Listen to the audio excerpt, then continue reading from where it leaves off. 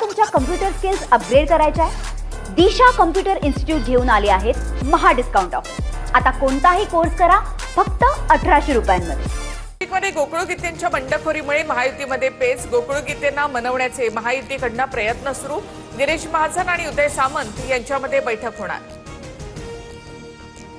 गोकुळ गीतेंना भेटून पाठिंब्यासाठी विनंती करणार मंत्री गिरीश महाजनांची प्रतिक्रिया। तर गीतेंनी आमच्या उमेदवाराला बिनशर्त पाठिंबा द्यावा, उदय सामंत यांचं आवाहन। नाशिकमध्ये गोकुळ गीतेंकडून प्रचाराला सुरुवात। महायुतीच्या नेत्यांनी बोलावलं तर जाईन पण माघार घेणार नाही। आता माघारीचा विषय संपला, गोकुळ गीते यांची ठाम भूमिका। कुणाल दराडे यांनी काही वक्तव्य केलं नसल्याचं स्पष्ट केलंय। गोकुळ गीतेंचा गैरसमज दूर करणार, संध्याकाळपर्यंत सकारात्मक निर्णय होईल, उदय सामंतांकडून विश्वास व्यक्त। ठाकरेंच्या सेनेमधून हकालपट्टीनंतर बाळ माने भाजपमध्ये प्रवेश करण्याची शक्यता। बाळ माने आज मुख्यमंत्री देवेंद्र फडणवीसांची भेट घेणार।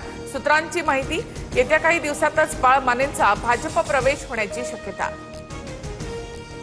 ठाकरेंच्या सेनेमधून हकालपट्टीनंतर बाळ माने आणि विनायक राऊतांमध्ये झुंपली।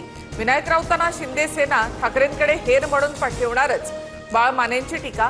तर पक्षाशी बेईमानीचे धंदे आम्ही कधी केले नाहीत, विनायक राऊतांचं प्रत्युत्तर। जळगावमध्ये भाजप विरोधात शिवसेनेच्या रेश्मा काळेंची बंडखोरी। निवडणूक जिंकेल किंवा हरेन पण माघार घेणार नाही, कुणालाही पाठिंबा देणार नाही, रेश्मा काळे यांची भूमिका। विरोधी पक्षांचे घोडे स्वतःच बाजारामध्ये भाव ठरवून गेले। कोकण, संभाजीनगर, पुण्यातील व्यवहार लोकशाहीला घातक। पुरेसं संख्याबळ असताना भाजपकडनं घोडे बाजार कशासाठी, संजय राऊतांचा हल्लाबोल। संजय राऊतांकडे बडबड करण्याशिवाय काही उद्योग नाही, त्यांच्या पक्षाची दयनीय अवस्था। राऊतांनी 17 पैकी 1 तरी जागा निवडून आणावी, गिरीश महाजनांचं संजय राऊतांना उत्तर। काँग्रेस उमेदवार शैलेश अग्रवाल यांचं पक्षातून निलंबन। विधान परिषद निवडणुकीत अर्ज मागे घेतल्यामुळे कारवाई।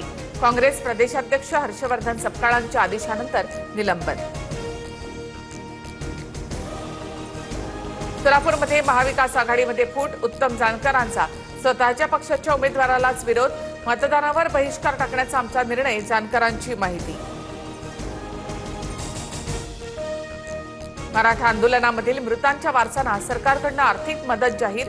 34 व्यक्तींच्या वारसदारांसाठी प्रत्येकी 10 लाख रुपयांची मदत। सरकारकडून 3,40,00,000 रुपये मंजूर। पुण्याच्या स्वारगेटमधील एसीएफ स्टडी सेंटरवर मनसेची धाड। विद्यार्थ्यांची फसवणूक होत असल्याचा मनसेचा आरोप। परवानगी नसतानाही क्लास चालवले जात आहेत असा दावा।